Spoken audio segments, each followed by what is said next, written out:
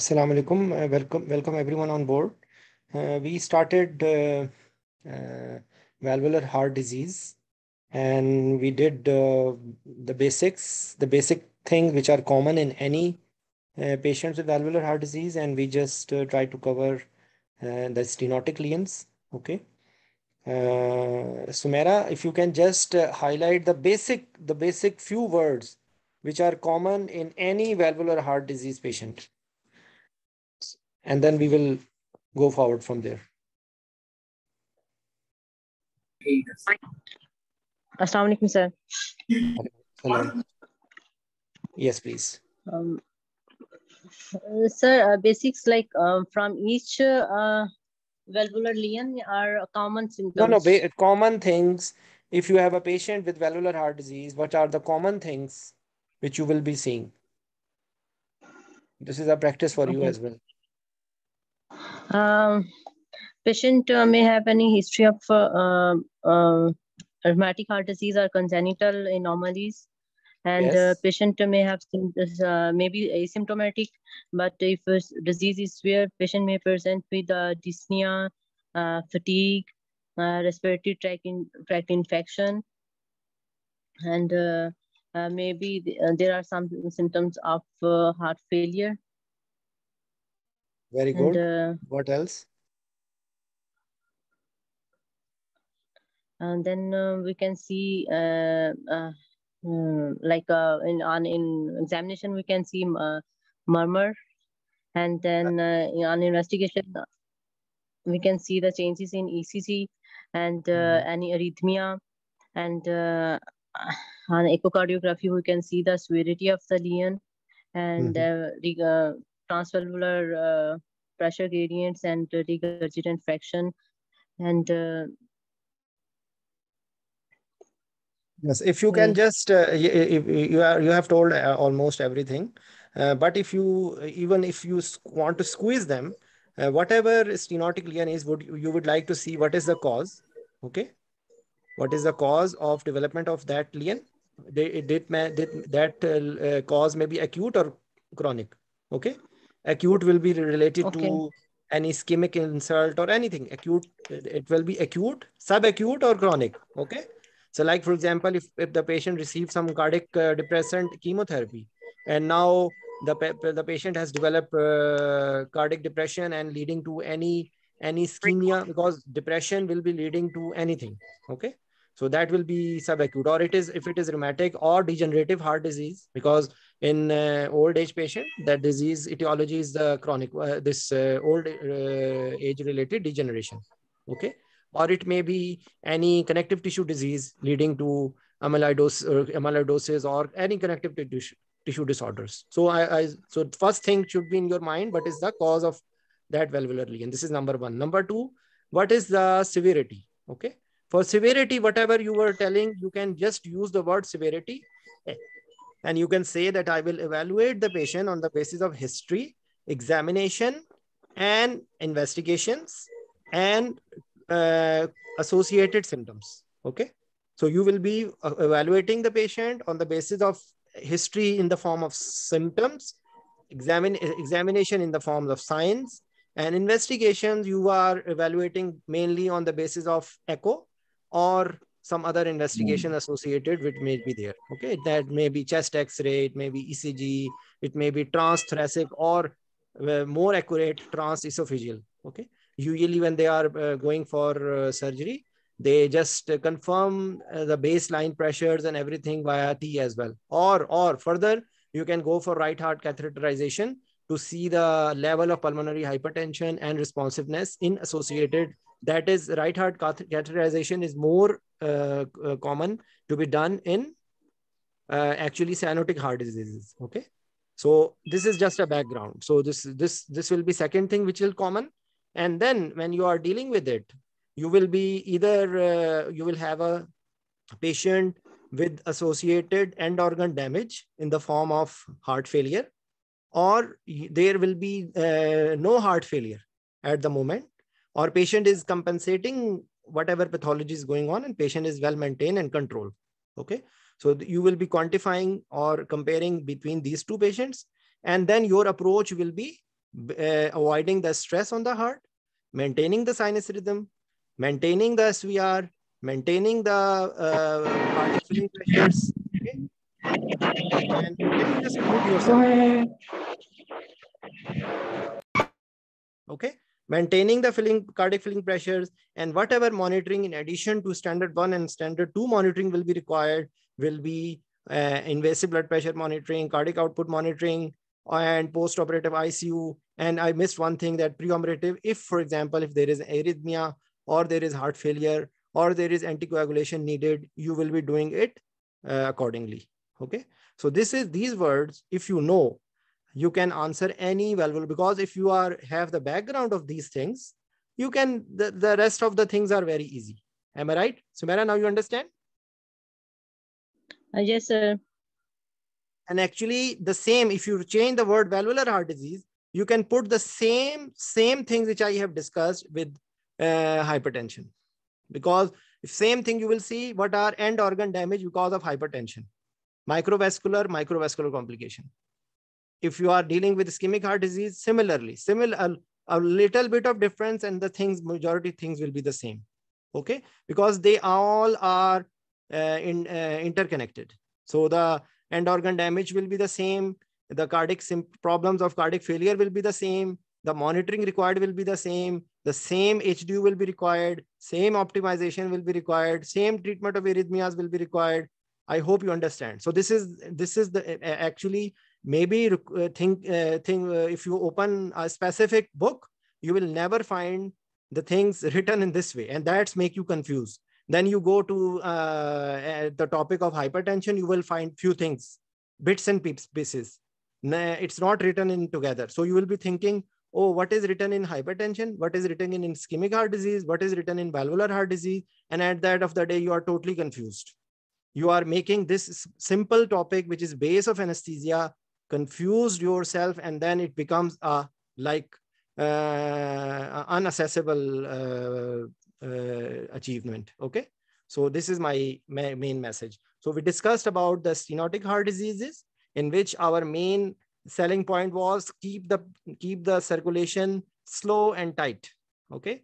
That there we are not letting the heart rate to go high up, and we are not letting to decrease the systemic vascular resistance. In addition to that, the same common goals, sinus rhythm, and maintaining the preload, maintaining the afterload. So I'm repeating again and again so that at least you don't miss these points when you are managing such patient or answering things like that. Okay. So now we will do the rest of the things that are valvular regurgitations. And before that, we will just try to highlight some of the points related to the cardiac cycle. Okay. Because whole of the pathology which occurs will be revolving around cardiac concept, understanding the pressure changes during the cardiac cycle. So Sumera, I will just show it to you if you want to explain this concept in different valvular lesions. If we can explain a little bit here, you can start. I can help you. You can just give a concept of what happens usually in cardiac cycle.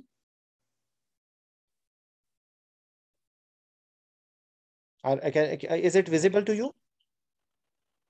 Yes, sir, it is visible. So mainly, actually, the pressure, this is changing, showing the whole of the heart, but primarily we'll be focusing on the left ventricle to start with. Okay. So if we just think that what are the pressure changes in the left ventricle during the cardiac cycle. So if we can start from isovolumetric relaxation, and then we can go forward. This is isovolumetric relaxation. Okay. So where it is occurring, that the pressures are going down, down, down, down. And this point occurs where what happens? AV valves open. Okay. Opens. When AV valves open, the filling starts. Okay. And this will be shown here. This was the here that actually the filling will be occurring without any significant change in the pressure. Okay. That ventricular filling, this is passive filling. Okay. And then what occurs? Atrial contraction occurs. Okay. So atrial contraction is being shown here. Okay. Am I right? And after atrial Yes, sir. contraction, when the pressure rises, AV close. Okay.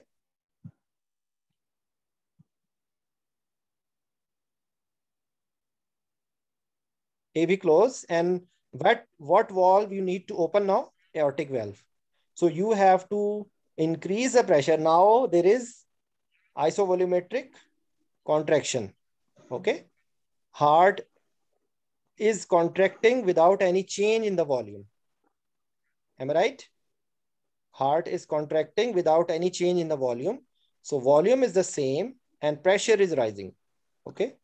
When pressure is rising, which is the pressure where the aortic valve open, and then what happen? Ventricular ejection occurs. Okay. This is showing in the form of systole. Okay. And then the whole cycle repeats. Okay. Any confusion?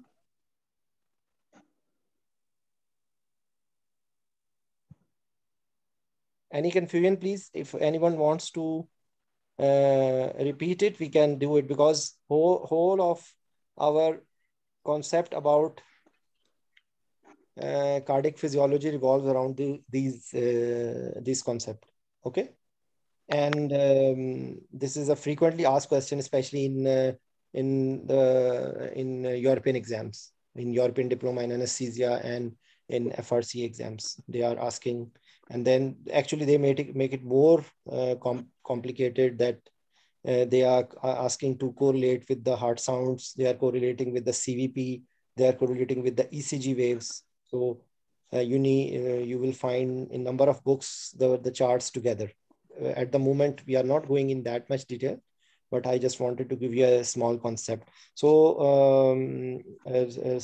Sumera, how can you explain the pressure changes in different valvular heart disease? So like Just a second. if we talk Give me about, a second. I'm trying to open the graph. I did not open that graph. I will just open it. Just give me a second, please.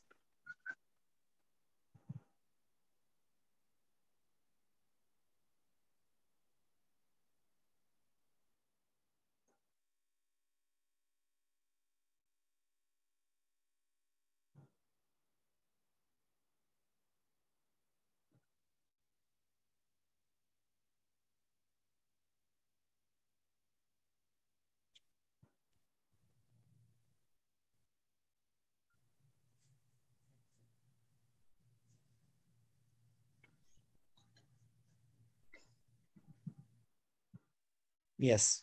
Okay. So you can see it now. yes, sir.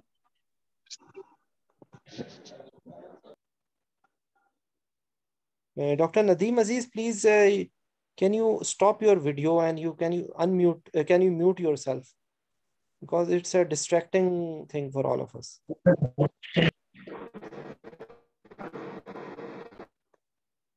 Okay. Yes, Sumera.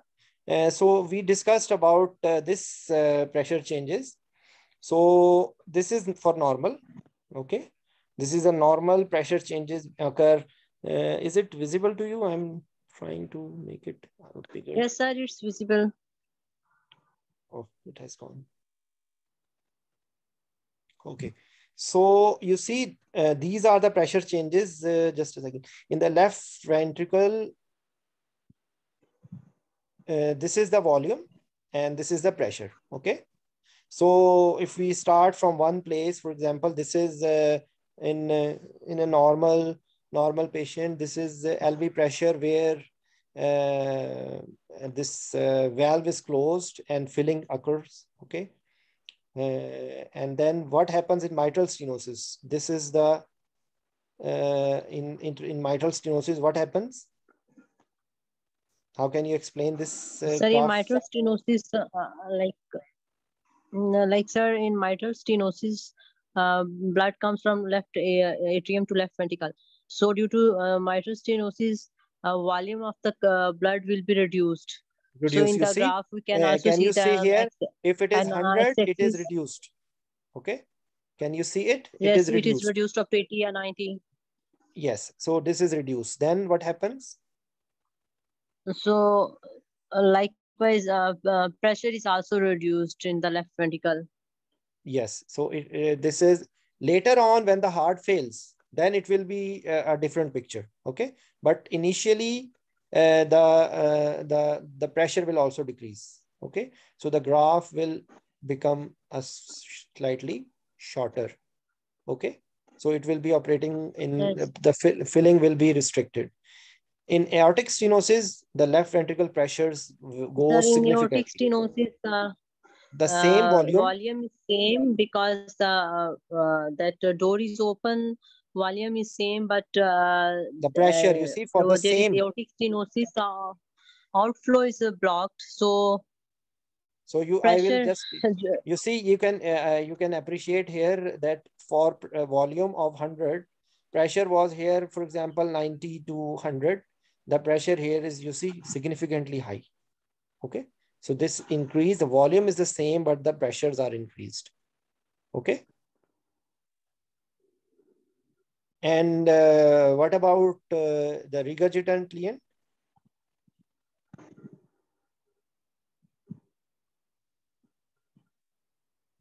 Yes. Sir, you explain this one. I'm not good in this one. Actually, in regurgitant lien, what happens? Just try to Sir, explain. in regurgitation, there is a forward flow as well as backward flow. Okay. So what happens then? So during contraction, blood also moves in backward direction. Mhm. Actually, door is open. So So volume in any place, any time in left ventricle is high. This is the basic concept is that in regurgitant liens, the left ventricle is not filling in the forward direction. And there is a door which is opened.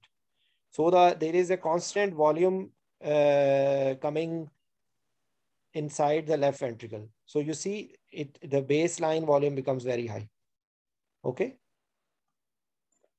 And then during because in this graph we are not seeing the left ventricular pressures, so sorry, left atrial pressure. So actually left atrial pressure is gradually high, and that's why the cardiac output actually decrease.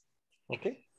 Because there is more gradually, if this when the severity is increased, there is more backward flow than forward flow. Okay.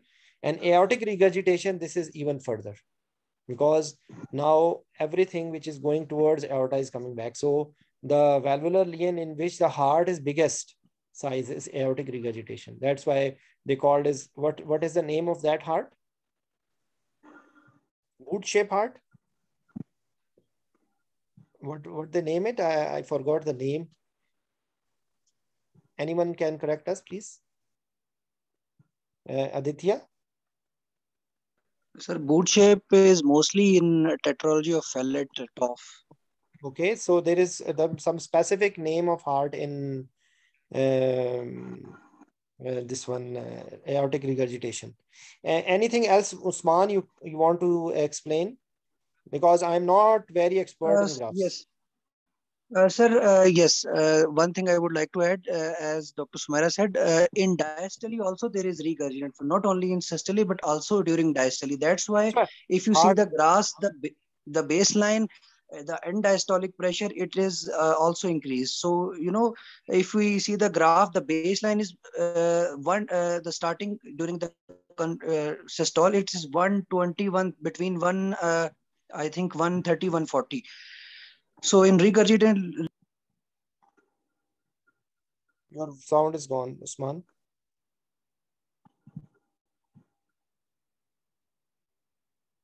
I think Usman, hello.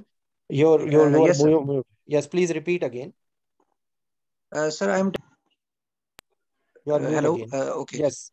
Okay, sir, I was telling that not only during systole, also during diastole, there is backward flow, regurgitant flow. So that's why the end diastolic and end systolic, in both case, it is high pressure and volume as compared to the normal one. So if you see the graph is on the right side. The regurgitant lesions are on the right side rather than left side. If you see the normal. Yes, but another point is that in the most pressure occurs in aortic stenosis, okay, and the Yes. most volume occurs in aortic regurgitation, okay. The most pressure occur in aortic stenosis and most highest pressure, highest volume in aortic regurgitation, okay. Because if apart from explaining the change in pressure and volume, you will also explain that it's the rightward shift. The regurgitant lesions are going. The rightward shift means Dilatation the and end increased volume. diastolic. Yes, there is a rightward shift of the in regurgitant lesions. So the end diastolic and end systolic pressures and volumes, they are also increased. Yes, yes. Just a second, please. So we will come back to the regurgitant lesions. I will just try to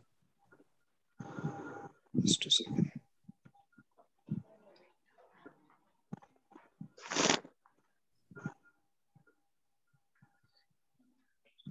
So we have now background of the basic care. Okay. So if what happens in aortic regurgitation, the sequence of events are the same, and it is also as a result of connective tissue problems or as a result of long-standing aortic stenosis. Aortic regurgitation will also start to occur when the valve are totally become akinetic or not able to close or open, so they become in fixed position, okay. So at that time regurgitation also occurs. So here the symptoms will be mainly similar to that in aortic stenosis almost, but there is more in the form of congestion. There were chances of ischemia and syncope. Here there are more of the respiratory symptoms, okay. So what are the goals here? They are usually decreasing the systemic vascular resistance, okay, by use of vasodilators, because if it is getting high, there will be more regurgitation, okay. So this is the main aim. The rest of the things are the same. There is more dependence on the atrial systole, atrial contraction. There are chances of arrhythmias. The rest of the things are the same, okay. And these are the things which they can ask you in MCQs.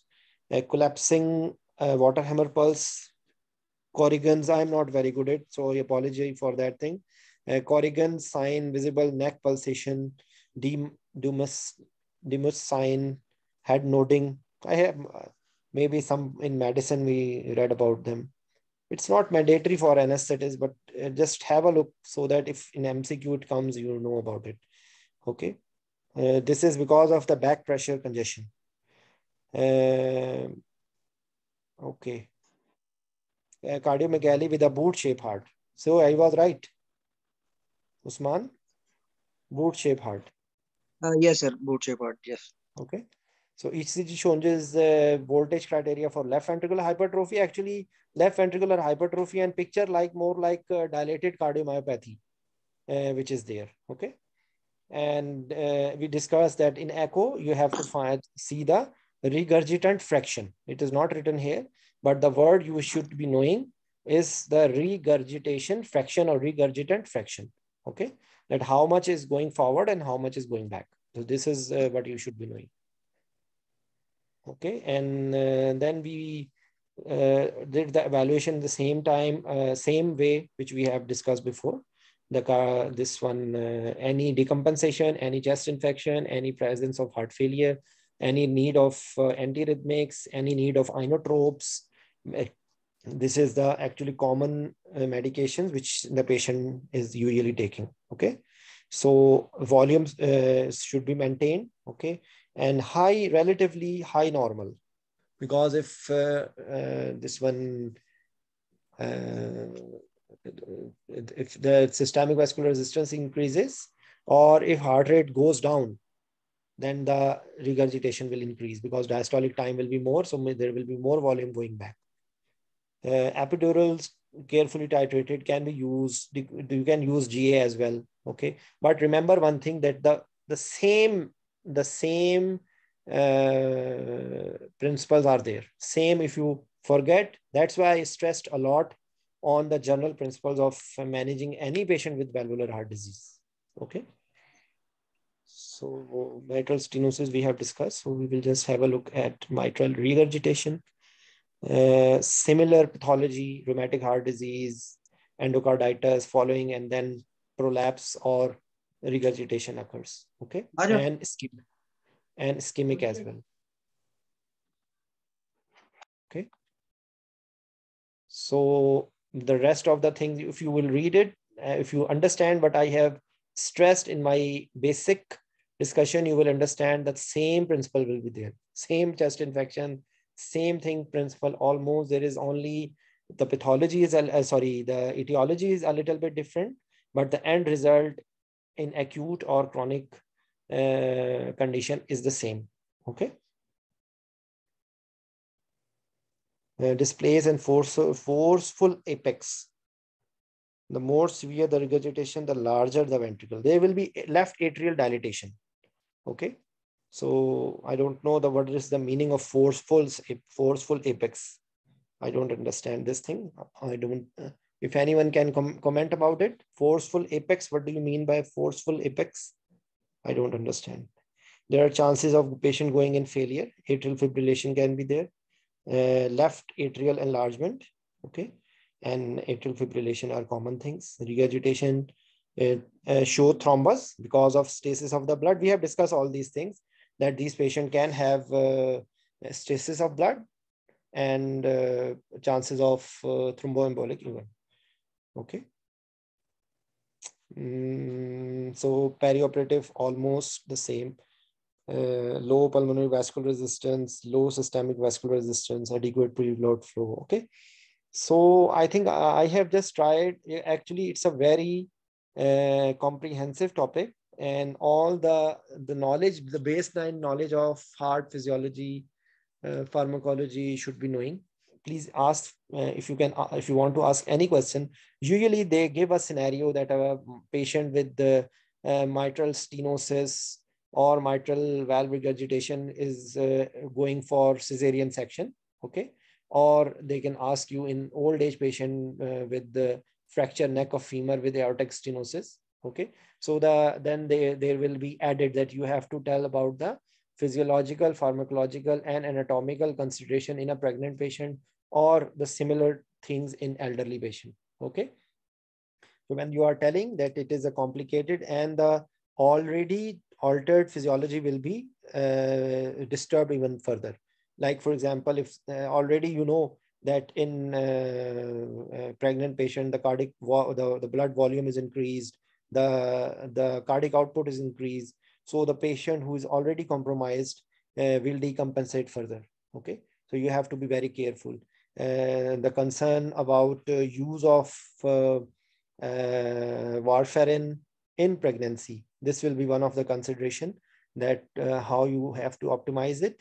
American Heart Association claims that even in you have to outweigh the risk versus benefit, and if you are using it small dose, even you can continue in the first trimester, or otherwise you can shift it to a low molecular weight heparin, or you have to just discuss with in good hospitals, there is an anticoagulation team comprising cardiologists who deal with such scenarios, and they outweigh the risk versus benefit. But usually the recommendation is that if the dose requirement of warfarin is less than 5 milligrams, so they can continue it. Okay, so it is the basic the basic concept is like that. And similarly, the use of uterotonics, yeah, the use of oxytocin, that will be the challenging thing. Okay, you will try to avoid the boluses, and you will try to, because that will hamper with the volume status, and tachycardia and volume overload and fluid retention which can occur because of this thing, or intense vasoconstriction which can occur with ergotamine, okay, or prostaglandins. So you just have to mention these things. Otherwise, similar principles will be used. The choice between regional anesthesia versus general anesthesia, as well as combination of both of them, will be according to the risk versus benefit. You can use epidural if there is if you are able to titrate the anticoagulants patient is taking, or there is no other problem. So you can, or for example, another thing we'll be defining is the emergency versus elective. In elective patient, you can optimize the things and you can manage, and you can manage in a better way. In emergency situation, I think you will have limited choice. Okay. So you like whenever you have more than one problems, you have to make a combined plan according to the concerns related to each of the things. Okay. Similarly, you can, the common things will always be there, which we have discussed a number of times, invasive monitoring and everything. And in the old age patient with the fractured neck of femur, for example, so the things will be related to the problems, the physiological, pharmacological, anatomical, and the altered drug response, altered use of altered MAC, and all the pharmacological changes and physiological changes, fixed cardiac output, which occur already in with the as a part of the changes in the elderly patient. So you will be saying that these changes will be exaggerated, and you have to act accordingly. Always make a habit of risk versus, using the word risk versus benefit, anticipating the problems and making a plan for it. Okay. Multidisciplinary team, these words are your savior. Okay. And if you forget anything, the my best friend will be there to rescue you. Sinus rhythm, normovolemia, normotension, normoxia, normocarbia, normothermia, maintenance of sinus rhythm, multimodal analgesia, maintenance of vital organ perfusion, maintenance of the myocardial oxygen demand supply ratio, provision of intense postoperative care in HDU. These are the things. If you forget anything, if you can use these words, believe me, you can defend your answer. Okay. And as a part of multidisciplinary team discussion planning, you can use the theory which we have discussed before about the anesthesia planning. So actually, if any of you understand this concept, that in any patient you have to chalk out the cardiac risk factor, pulmonary risk factor, renal risk factor, post-operative nausea, vomiting risk factor, regurgitation risk factor, airway difficulty, mask ventilation, difficulty in intubation, difficulty in laryngoscopy, problems related to stress response. Okay. And then analgesia plan, multimodal analgesia, whether you can use paracetamol, NSAIDs, short-acting opioids, long-acting opioids, PCA, nerve blocks, central axial block, compartment block, peripheral nerve block, wound catheters. And you know, if you just try to cram and memorize these words, believe me, this will, you can open the door or open the part, and you will, if you know this default like a plan in any anesthesia patient, you will be able to answer in a better way. Okay. Your answer will be methodical, and among the diseases, you will be chalking out what is the main group of that disease, whether it is a monosystemic involvement or multisystemic involvement, and your main focus will be on cardiorespiratory, electrolyte imbalance, any problems in the metabolism. Okay. Any problem in the, whether the patient is able to tolerate volumes or not, whether the patient is able to tolerate the cardiac depressant medications or not, whatever disease pathology you are dealing, try to fit this in this default plan. Okay. Like for example, we were discussing valvular heart disease. So if you have a patient with valvular heart disease having anemia, so you have to treat it because your heart is already compromised and the oxygen demand supply ratio you will not be able to maintain. So this is, I'm just giving you one example. So similar will be true if you know this concept. You will be able to handle in the exam as well as the practical conduct of anesthesia. Okay, so please, anyone want to ask anything or comment anything? I have just tried to give you a concept, and after that it will be easier for you to understand the topic. Actually, maybe in next few weeks in Ramadan, maybe I will not be able to take as much classes as I was taking before. I will try, if I'm able to accommodate, I will do it. Otherwise, we will resume in proper way later on, in between on weekends or any other day. I will be, whenever I will be able to take the classes, I will just inform and you can join. But you can ask at any time. You can ask any question, all of you, and majority of the topics are being covered and are available on the YouTube channel. And I welcome all of you. If anyone want to ask any question anytime, just drop a message on WhatsApp. What are the main points, or what are the things to do in that topic, and I will be happy to answer you. Okay. So can you repeat for warfarin in pregnancy? Yes, warfarin in pregnancy. You see, actually, yes, Usman, just say a few words in the time I'm just searching the file for this thing. What is your concept about warfarin in pregnancy? Yes, please.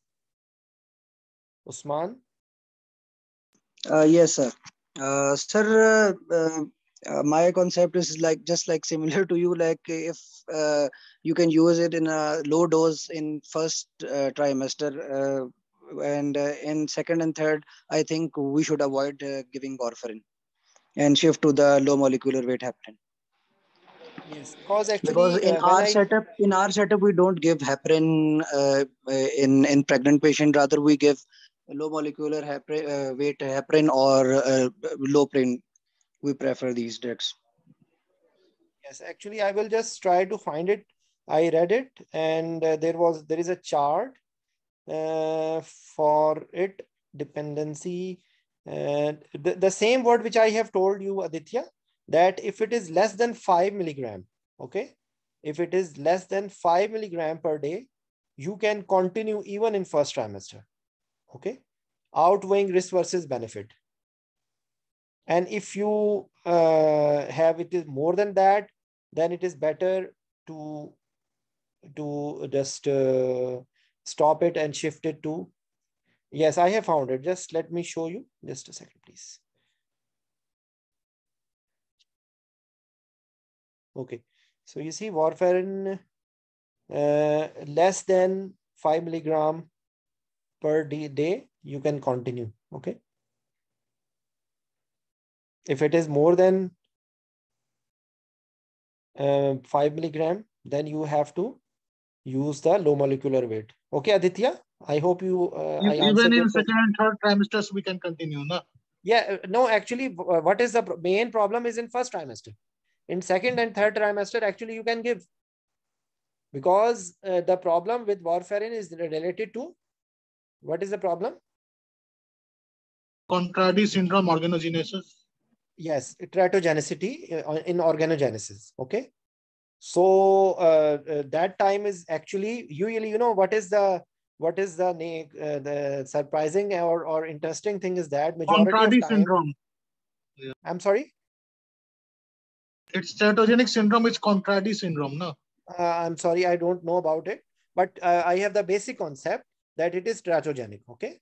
So you know what I was saying, that you see nature or our God, Allah protect us, that usually in the time when it is the most dangerous time, majority of women, they don't know even remember, they even don't know that they are pregnant.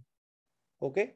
So this is what is called as blessing of our God, that the existence of a human being, the delivery of a normal baby is a blessing, is the biggest blessing of God to all of us. Okay.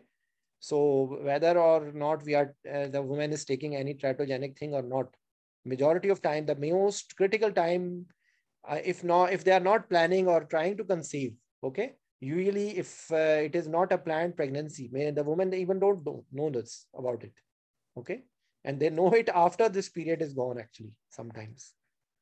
Okay, so anyways, this is, I have a document. I was not able to find it. I will try to share it. It is from, if you, any one of you want to search it, it will be in the American Heart Association guidelines for warfarin use in pregnancy. Okay. Thank you, sir. Okay, everybody. Thank you very much, and happy Ramadan to all of you. And we will just try to continue our this discussion. Actually, you know what's the issue? What's the problem is that sometimes in my personal busy routine, it's not possible for me to arrange the things, and I have nobody to help me. I'm not in a teaching hospital that I can use some of my residents, and all other residents, they never respond to me. Okay, because the first year resident, second year resident, they are the one who can help me in arranging and finding and making it in a more formal way than I do. But I try in whatever way I can. Okay. So anyways, thanks a lot, everybody. Assalamu alaikum.